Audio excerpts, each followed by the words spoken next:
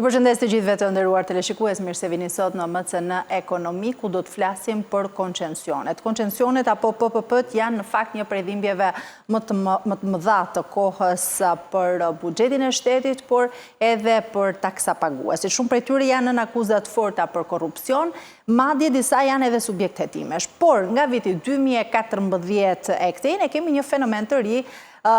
Nuk kemi një raportim zyrtar mbi performancën e tyre financiare, i cili është në fakt një detyrim ligjor. Shkelësia e ligjit është konstatuar nga kontrolli i lartë i shtetit, i cili e konsideron edhe një shkelje të rëndë të transparencës së këtyre kontratave. Ne do të përpiqemi nëpërmjet bisedës tonë të kuptojmë se pse Ministria e Financave nuk e ka përmbushur këtë detyrim ligjor. Me mua në studio është eksperti ekonomist Pano Soku. Pano, faleminderit. Dhe dy gazetarët, Xhevair Xhabina, Xhevi, faleminderit, dhe Lorenzo Rabeta. Lenci, faleminderit. Lenci, nisim bashkë, mund na shpjegoni shkurtimisht çfarë ka ndodhur, pra kush e ka këtë detyrim ligjor dhe pse nuk është përmbushur?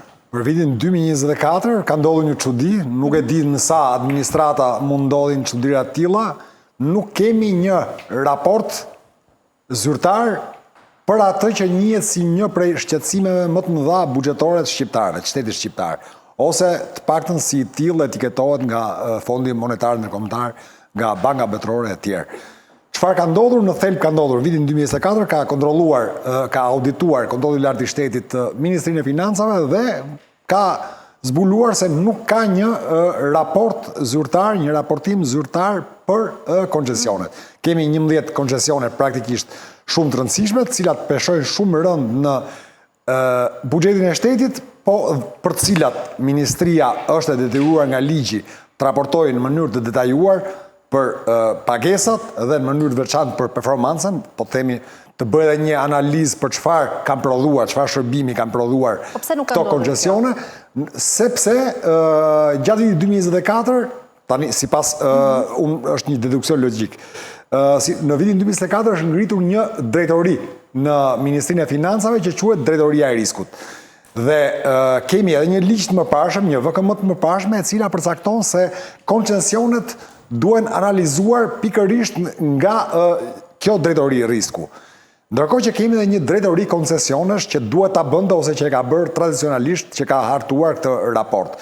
Çfarë ka ndodhur? Ka ndodhur që njësitë kontraktuese kanë raportuar në mënyrë të paplot ose pothuajse fare në Ministrinë e Financave dhe këto dy drejtori, pra Drejtoria e Riskut dhe Drejtoria e Koncesioneve, nuk janë marrë vesh me njëra tjetrën dhe nuk merren dot vesh as sot se cila nga këto dy drejtori duhet të bëjë raportimin zyrtar për këto koncesione.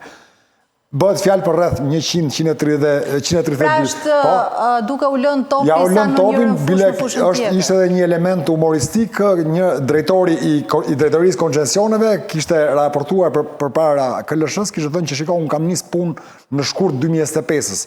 Ç'punë kam unë me si kanë ecur koncesionet në 2024. Tani hajt ta zgjidhim, e rëndësishme është që është një detyrim ligjor.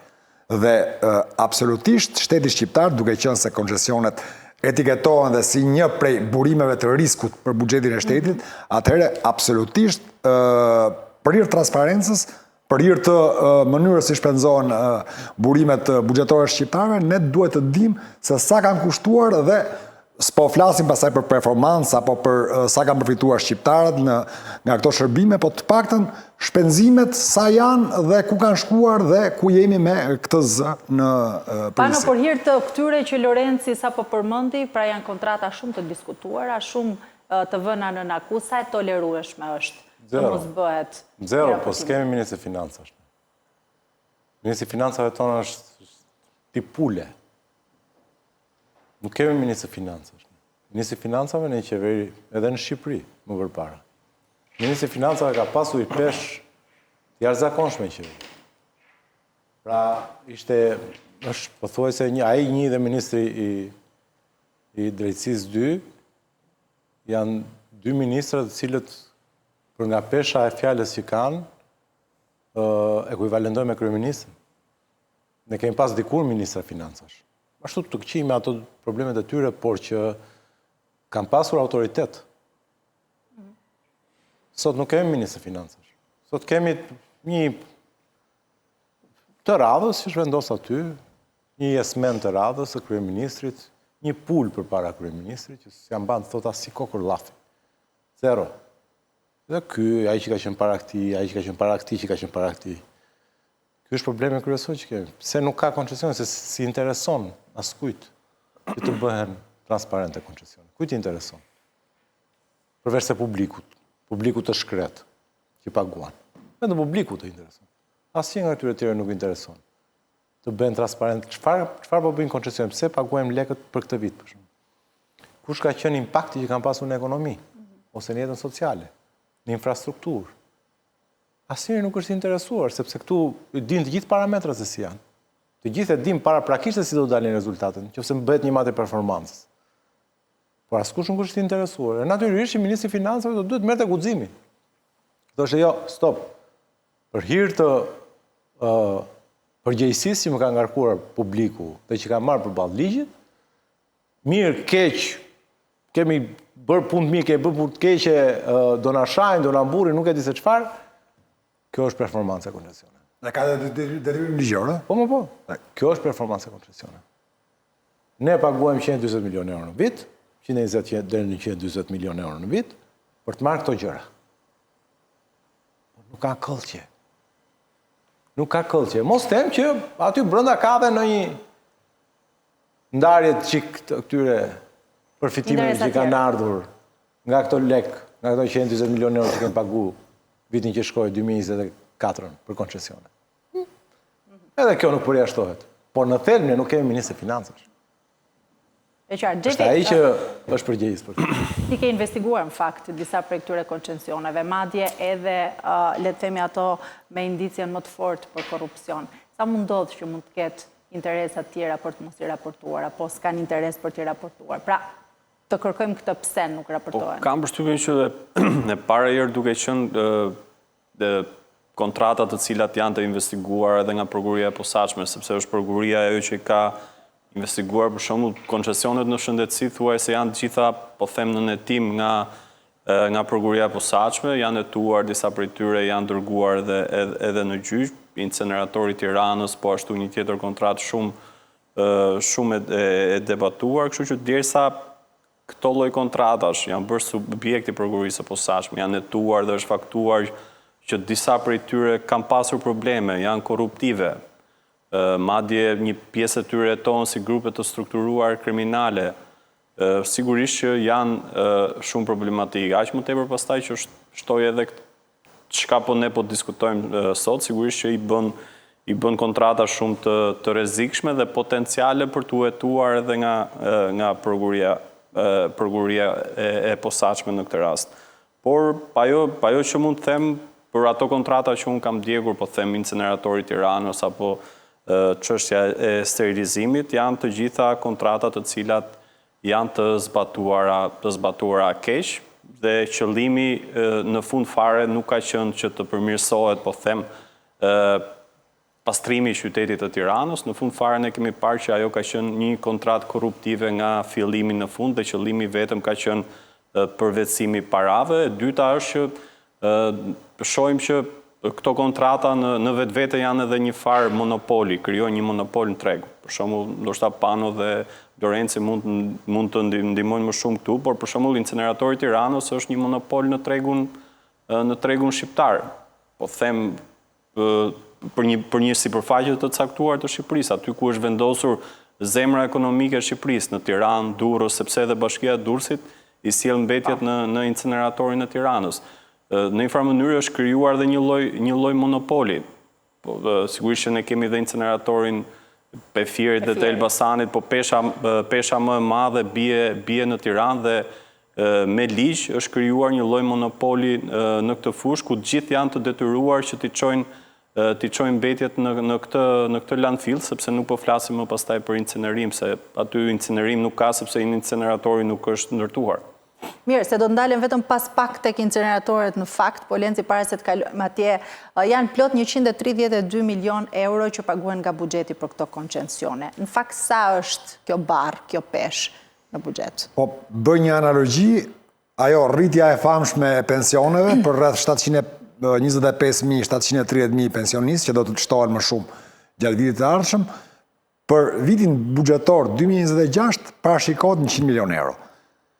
Që do të thotë, gjithë kjo rritje, e cila në fund të mandatit qeverisë Rama 4 do të prodhoj pensione mesatare 400 euro, që nuk besoj se do të prodhoj, është kjo shifër që paguhet për koncesionet është më e lartë se ajo që do të paguajmë vitin e ardhshëm për pensionistët, për të rritur pensionet. Kemi, ose po e shikoj ndryshe, po kemi vazhdimisht Bankën Botërore, ose Fondin Monetar Ndërkombëtar, i cili thot që runi nga risku i koncesioneve të BPP-ve. Në fakt, qeveria krenohet me faktin se ato nuk zën 5% të produktit brendshëm bruto, nuk janë aq shumë sa 5% e produktit brendshëm bruto, por që gjitha këto kontrata kanë një problem shumë madh. Këto janë shumë mbrojtura.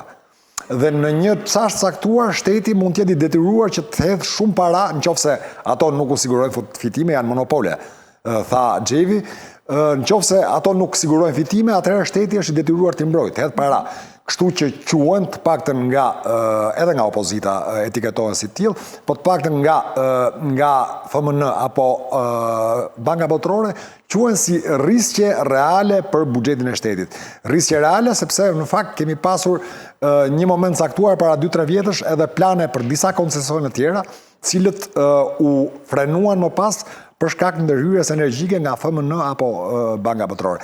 Pra janë një kosto reale dhe shumë e rëndë dhe ç'është më rëndësishme e rrezikshme për buxhetin e shtetit. E qartë. Ndërkohë për të ndalur tek incineratorët Pano, në fakt për inceneratorin e Fierit vitin e shkuar nuk është bërë asnjë pagesë, duket sikur kemi shpëtuar nga një keqje e vogël, por nga ana tjetër incineratori i Tiranës paguan rreth 3.7 milion euro në vit, 10 milion euro në vit, dhe incineratori i Fierit 3.7 milion euro në vit.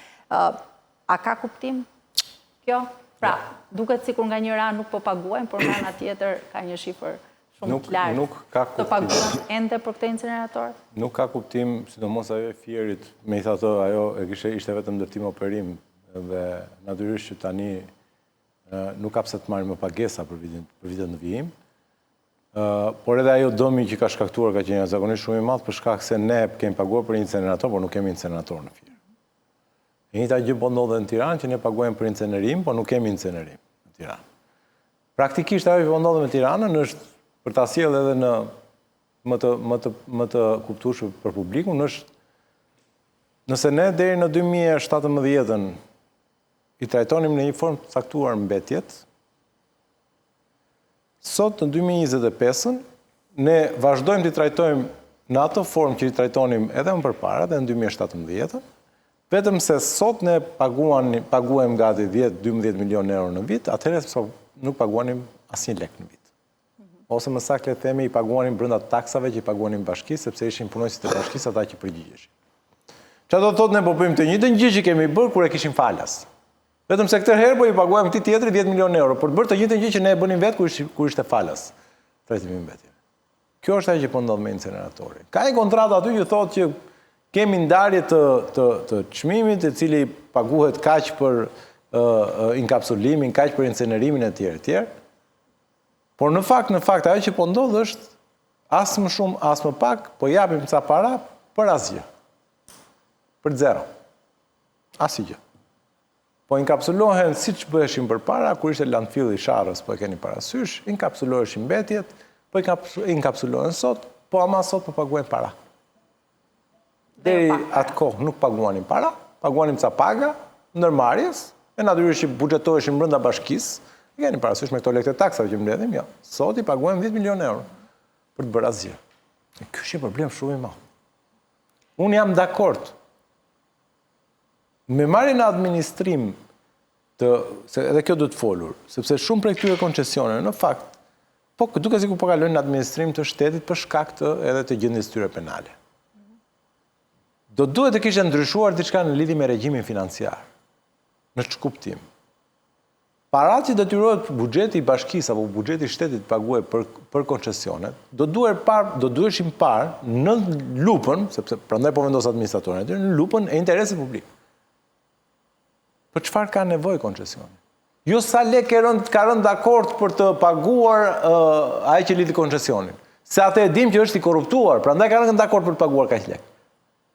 Sot që flasim, ne duke qenë se kemi edhe benefitin e të pasurit administrator shtetëror në krye të koncesionit, do të duhet që ky administrator shtetëror të na thoshte që shiko, për operimin në rregull të devimit të mbetjeve dhe depozitimit të mbetjeve, duhen kaq lek.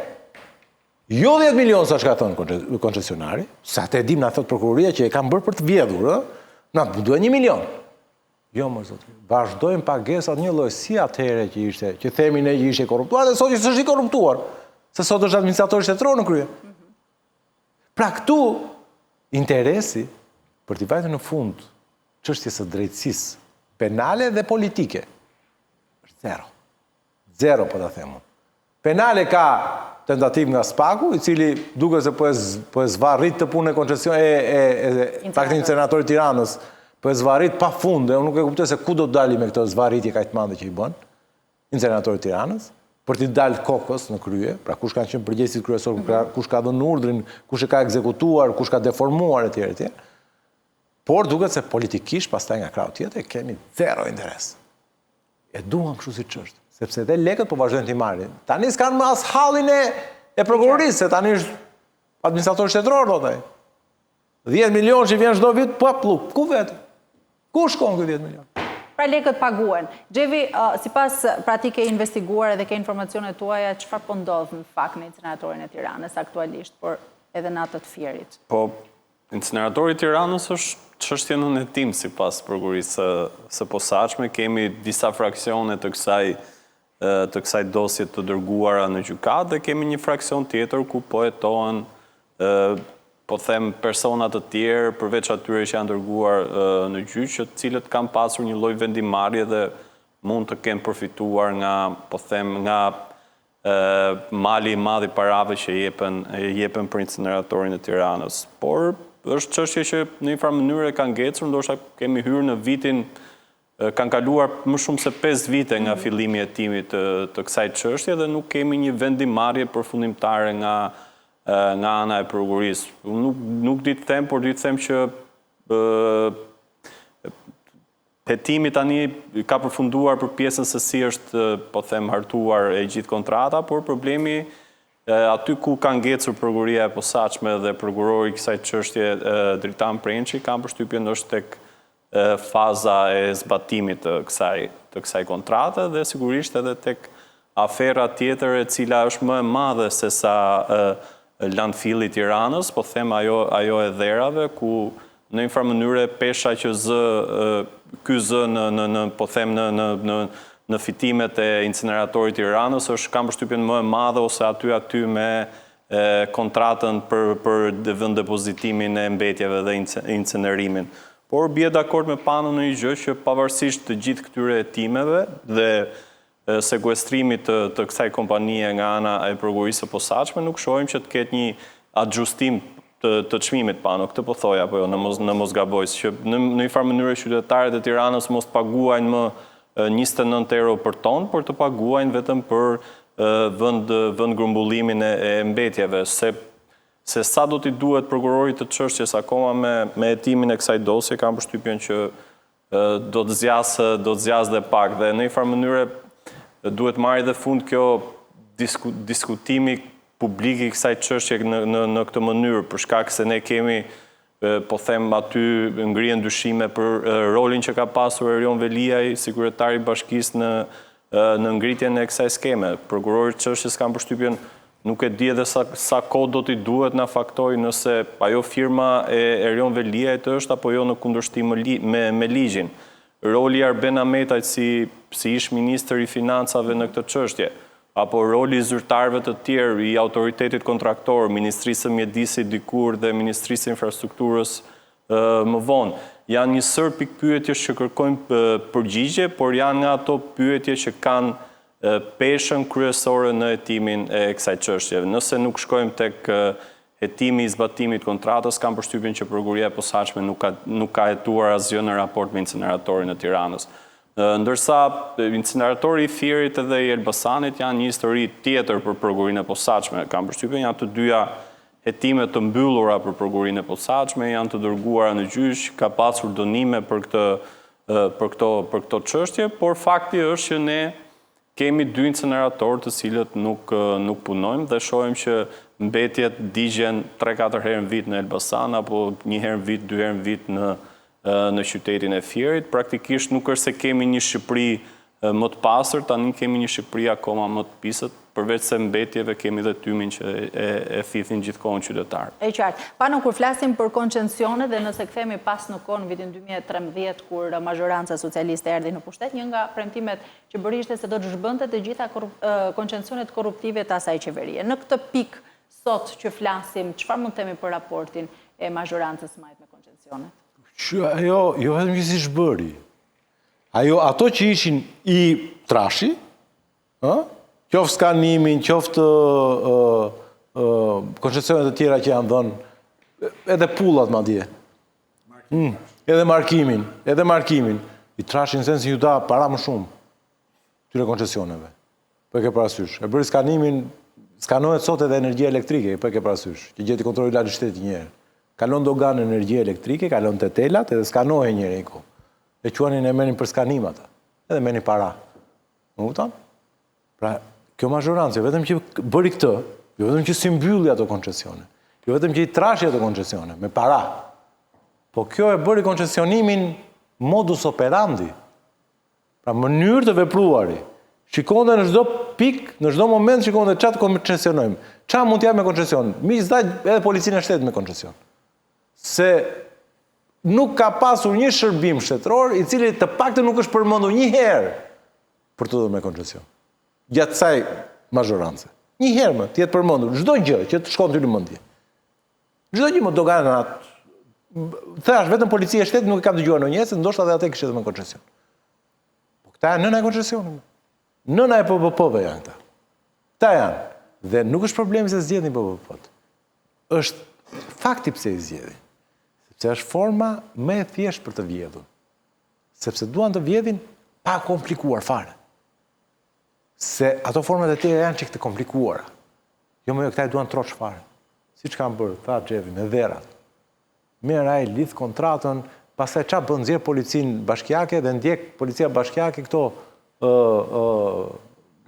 kamionët me dhera, se ku do shkojnë, ku do i derdhin. Se mos nuk shkojnë tek incineratori, se marrin gjobën direkt.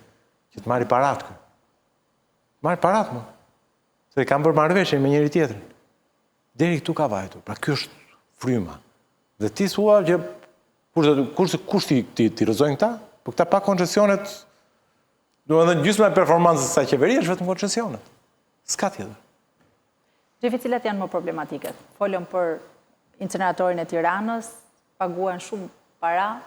Po kam përshtypjen që paktën nga ajo që kemi ndjekur, besoj inceneratori i Tiranës, por besoj edhe koncesionet e dhëna në fushën e shëndetësisë. Besoj këtu është, mendoj, pika nevralgjike ku ne duhet të investigojmë apo ne duhet të diskutojmë. Por ajo që vë në re pastaj është që pavarësisht diskutimit dhe faktimit në një farë mënyre që për shembull të sterilizimi ne kemi një vjedhje në kuadër të grupit të strukturuar kriminal. Edhe tek çështja e inceneratorit një fraksion ka shkuar për grup të strukturuar kriminal në gjyq.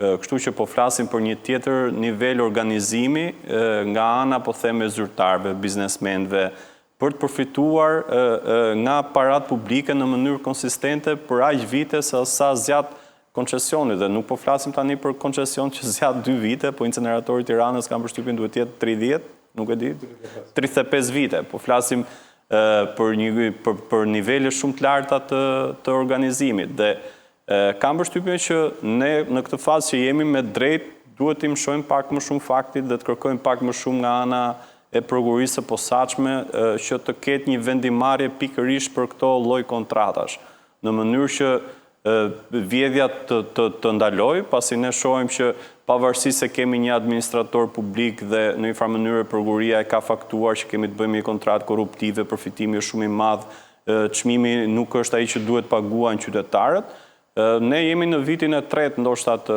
sekuestrimit të inceneratorit të Tiranës dhe shohim që nuk ka një çmim tjetër të rregulluar për qytetarët e Tiranës, pavarësisht se aty nuk bëhet incenerim, pavarësisht se kjo kompani ka një zë tjetër që nuk ishte parashikuar në kontratë që janë dherat dhe logjikisht dhe praktikisht edhe ligjërisht kontrata duhet të ishte rinegociuar sërish pasi kompania po del më shumë fitim dhe kontrata negociohet sërish në mënyrë që tulet çmimi për qytetarët e Tiranës. Ne shohim që asgjë nga këto nuk ndodh, edhe shohim që kemi një prokurori e cila mos them në një term tjetër, po është neglizhente në këtë fushë. Pastaj shohim edhe pjesën që ka pasur debatet forta dhe tek sterilizimi, ku prokuroria e posaçme në atë kohë mbaj mend që prokurori i çështjes së sterilizimit nuk kërkoi mas fare për ish-ministrin e shëndetësisë Ilir Beqia, ndërkohë që ka pasur një debat shumë të fortë me gjykatësin e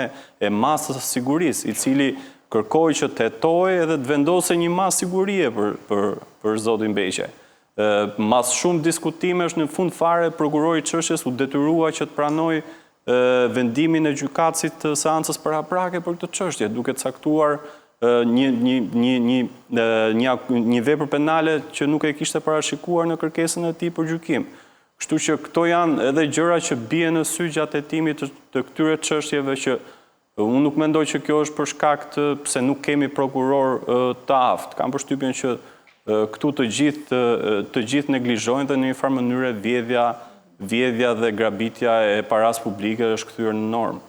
Ndërkohë, Lorenz, ne flasim për koncensionet, por nga ana tjetër duhet pranojmë në fakt që nuk është një shpikje e shtetit shqiptar, pra e kemi huazuar nga vendet në zhvillim. Absolutisht. Nuk është gjë e keqe, se ne jemi ngopur aq shumë me koncesionet, me dyshimet, me akuzat, por edhe me ato makabritetet që dëgjojmë na shkruar bindja se është diçka e keqe. Jo, absolutisht është një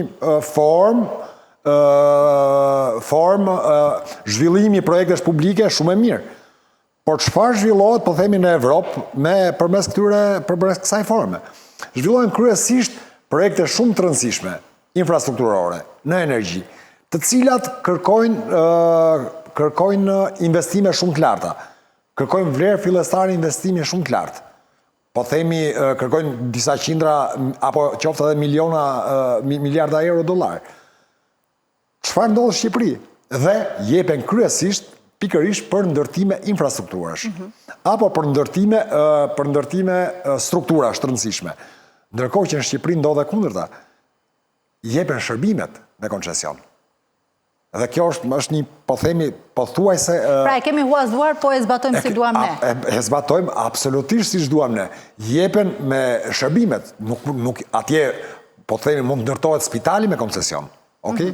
Dhe spitali pak nga pak, ai ndërtuesi i spitalit merr nga buxheti i shtetit pak nga pak atë vlerën e koncesionit. Po jo shërbimi. Shërbimin e merr shteti përsipër, spitali mbetet shtetëror, shërbimi mbetet shtetëror. Kemi një problem.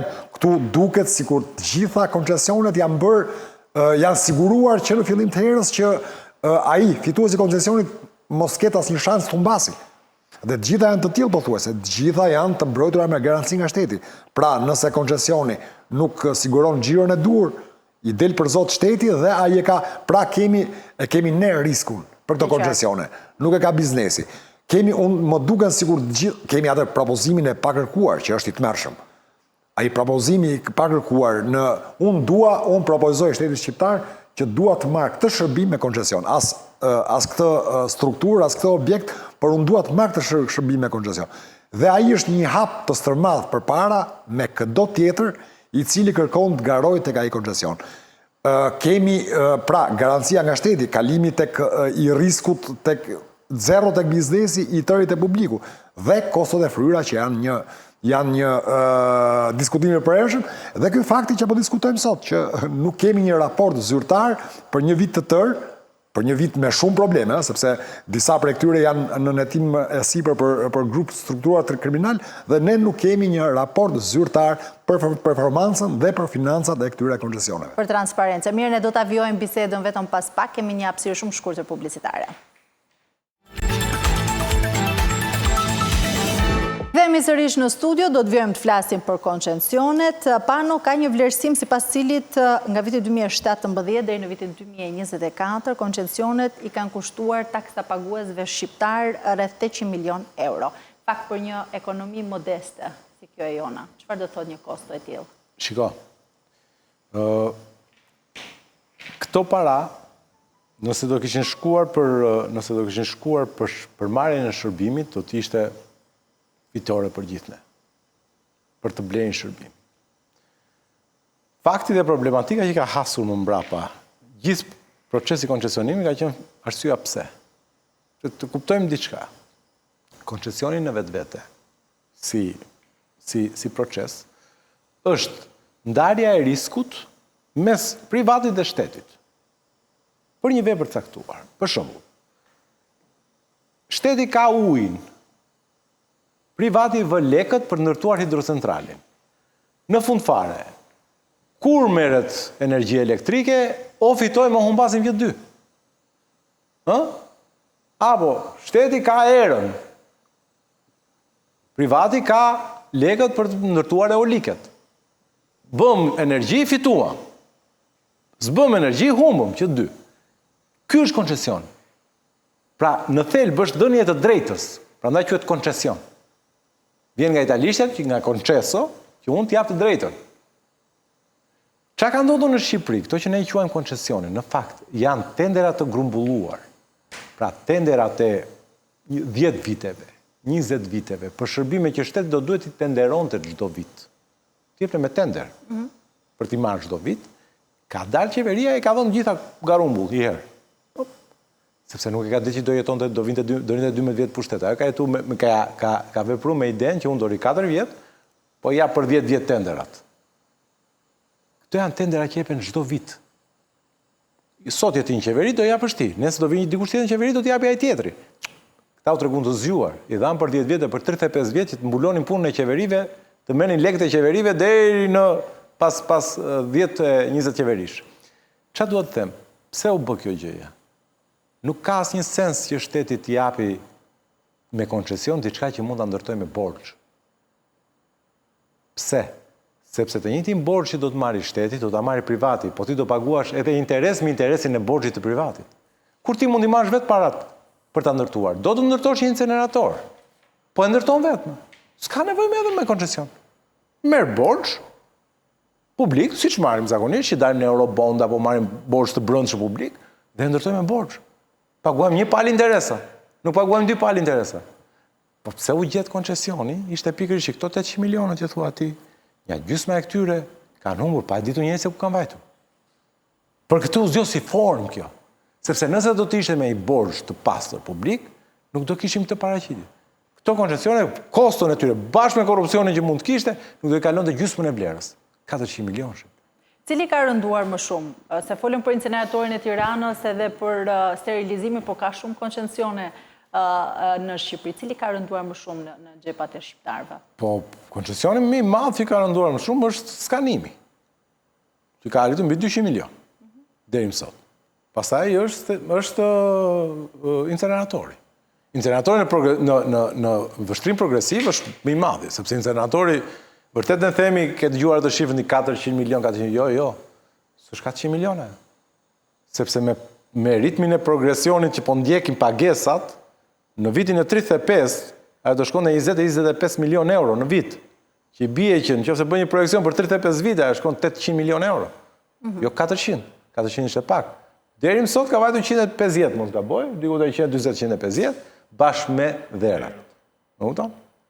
Këto janë ato koncesionet të cilat na kanë rënduar më tepër në xhepat e qytetarëve. Dhe të thash, u dhanë me koncesion, u quajtën koncesione, se nuk është as koncesioni. U quajtën koncesione vetëm e vetëm për të fshehur ligjërisht faktin që ti po jepje tendera për 10 vjet, që nuk të takojnë ty si qeveri, se ti 4 vjet e ke mandatin. Ti si qeveri. 4 vjet e ke. S'mund t'japësh tenderat e një qeverie tjetër, ato du t'japi ajo tjetra. Më kupton? Se prandaj e merr votën. Dërsa këta donin, prandaj thash që në vizionin e kësaj qeveri ka qenë çdo shërbim publik më ta ngri unë sot, ta jap unë sot, që lekët i marr unë sot, që kushdo që të vinë nesër, ti lë një barë me detyrime pranga financiare, se këto janë pranga financiare, si s'ka qa bën, ka lidh kontratën e tjetri. E të vishin një qeveri që do. Pra në grupa që hapë. Se e ka dhënë ai këtë shërbim. Ti s'bën dot asnjë veprim. Më kupton? Pra ja bënte ky punën qeverive të tjera. Ja merrte ky punën që e bënte që sot qeverive të tjera. Për këtë u dhan këto dhe u quajtën koncesione apo PPP. PPP-ja është oferta e pakërkuar, dikur janë. Kur ti ke, më thënë se këtu është qesharake, kur më vjen ai më thotë mua ofertë e pakërkuar ndërtoj rrugë. Budalla? Ofertë e pakërkuar, dikur është. Ti zhvillon një software ushtarak, që se ka njëri fare. Dhe unë që kam zhvilluar software në ushtarak, vite ty si qeveri dhe them, shiko, unë kam zhvilluar këtë software në ushtarak. Kjo të duhet ty për ushtrinë e tjere. A bim dakord që ta zhvillosh në ushtri këtë gjën? Pra unë bëj punën kërkimore, shkencore, kam shkencëtarët, kam teknikët, kam IT-t që e ndërtoj këtë gjën dhe vitë të në ty. Ti thua, po, më intereson ose jo nuk më intereson? Po, më intereson. S'bën do tender për këtë, sepse vetëm unë e kam zhvilluar këtë software. Në këtë rast futet kjo që quhet ofertë e pakërkuar. Kur e kam vetëm unë. Po jo, ndërtimi i rrugës që mund ta bëjmë 5.000 kompani në Shqipëri. Ofertë e pakërkuar, thotë. Më kupton, po e gjitha kjo të thash, shikoje si pjesë të skemës së grabitjes. Prandaj është zgjuar, janë shkelur parimet morale, financiare, politike, gjitha me radhë. Shtyvi, ka ndonjë koncesion që mund ta veçojmë sot dhe të themi që po ka qenë pozitiv? Pra, ka sjell diçka që shteti nuk mundej ta mbulonte? Po, nuk e di më vjen ndonjë tani. Nuk di të them që ka qenë një koncesion, po ndoshta po jo, edhe këto kanë diskutimet më dha, ndoshta këto koncesionet që janë dhënë për hidrocentrale, ndërtimin e hidrocentraleve, dhe këto kanë pasur shumë problematika, por janë kontrata të cilat hartohen keq, ndoshta edhe me qëllim, nuk di ta them.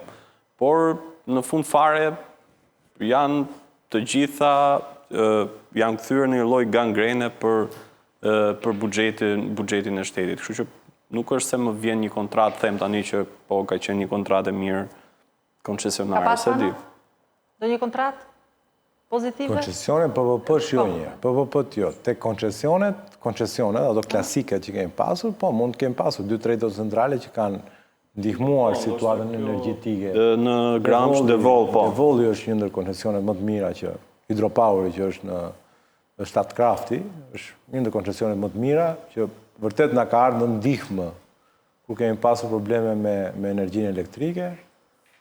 Këto pastaj s'kem pasur një koncesion tjetër. Ndërkohë që 2 koncesione janë mbyllur gjatë vitit 2024, ai i karburanteve dhe ai për pullat fiskale nuk kanë marrë pak lek, 130 milion euro nga buxheti, por që sot sikur nuk po ndjen njëri mungesën. Absolutisht jo. Po prandaj po them pra. Shiko, çdo gjë që kam bërë këta, se lindi që në fillim kjo e PPP-ve. Çdo gjë që kam bërë koncesionet, shteti vazhdon ta bëj. Po sot e ka normalizuar dhe ka kthyer në atë trajektoren rutin buxhetore të tenderimit përvitshëm. Më kupton, i duhen pullat fiskale shtetit shqiptar. Nuk diskutohet që i duhen. Sepse të gjitha këto produktet e akcizës marrin pull. Për shembull, ti ke parasysh janë ato pullat që gjen tek cigaret, për shembull, apo te vera. Ndonjë quhen pulla akcize. Shtetit i duhen këto pulla. Po i tenderon vetëm, s'ka nevojë unë të them ty që bëj ti për 10 vjet. Jo, molla, çdo vit hapi gar, kush më sjell ofertën më të mirë, e fiton, bravo qoftë. Më kupton? Dhe kurse edhe para. Prandaj nuk janë ndjejmë ne mungesën. Nuk do t'i ndjejmë askujt, do mbarojnë të gjitha këto koncesione. Asnjëris nuk kemi për të ndjejmë mungesën. Zero. Dhe aty do ta kuptojmë që pra jemi më mirë pa këto koncesione, konkretisht pa këto të dyja që përmendëm. Pa asimo të gjitha këto, dhe sterilizimin. E bën vetëm dhe kontratën e prodhimit të dokumentave biometrik. Biometrik, iku. Aleati, e mori shteti dhe vazhdon njësoj. Po s'ka kohë njëri, po jo më shumë. Pra nuk ka ngel puna pa bërë. Absolutisht nuk ngelet më. Edhe kur e morë, dhe kur u sajuan këto koncesione, nuk është se s'bëhej puna. Bëhej. Po çfarë u bë ashiqari dhe që u bë në mënyrë formë demonstrative, ishte fakti që u tall populli dhe tha tani këto gjëra tha që nuk i keni ju, do t'ja u japi ky koncesionari. Po si mo ne deri sot si kemi ecur? Si kemi pasur? Ne kemi pasur gjitha. Me sterilizimin e kemi pasur, me skanimin e kemi pasur, me markimin e naftës e kemi pasur, gjitha e kemi pasur. Shteti s'ka ecur pa këto, i kemi pasur çdo ditë ne këto. Formës e si i tenderoni më përpara, që jep në çdo vit me tender, Nëse tha një këta zgjodhën dhe thanë, jo, do t'japim ti për 10 vjetë, do t'a ketë ky. Pse qa ka bërë ju t'a ketë për 10 vjetë? Do marrit sa para të xhepi. Lorenz? 2 detaje do të shtoja unë fund, 2 gjëra i mungojnë koncesioneve në Shqipëri. I mungon të gjithve një auditim i pavarur. Kjo është veçoria që i bën suksesshme në vendet e zhvilluara këto lloj kontratash. I nënshtrohen një auditorit pavarur, një audituesit pavarur, që i thot, po, kemi rezultate pozitive, janë respektuar caqet, janë respektuar afatet kohore, dhe nuk kemi një analizë për asnjë prej tyre të performancës. Çfarë kanë sjellë të mirë për publikun? Sepse, dakord, shkojnë, shpenzohen ato para, ikin ato para, por çfarë ka marrë publiku në këmbim? Asnjë prej këtyre, nuk kemi asnjë zhvillim tillë për gjitha koncesionet në Shqipëri, pra asnjë auditim pavarur, asnjë analizë të performancës tyre, dhe mendoj se po të bëheshin të dyja gjërat, vetëm ato 2-3 koncesionet që përmendi Pano në energjetik do të mund të kalonin klasën. Të gjithë tjerë do të ngelin, asnjë do t'ja ndente mungesën. Xhevi, kam një pyetje të fundit se ne folëm shumë për koncesionet, por në fakt për ta mbyllur, cili ka qenë me shkeljet më të mëdha ligjore? Po, sterilizimi është i faktuar, kështu që kemi dosje cila ka shkuar në gjykatë dhe shkeljet aty janë konkrete. Po them edhe incineratori Tiranës, por edhe kontratat të tjera që prokuria e posaçme i ka në netim, po unë këto dyja ndoshta do të veçoja, për shkak edhe se i kam ndjekur më shumë. E qartë. Xhevi, faleminderit, Pano, faleminderit, Lorenz, faleminderit që ishit në studio. Kemi ardhur në fund të MCN Ekonomi. Faleminderit për vëmendjen.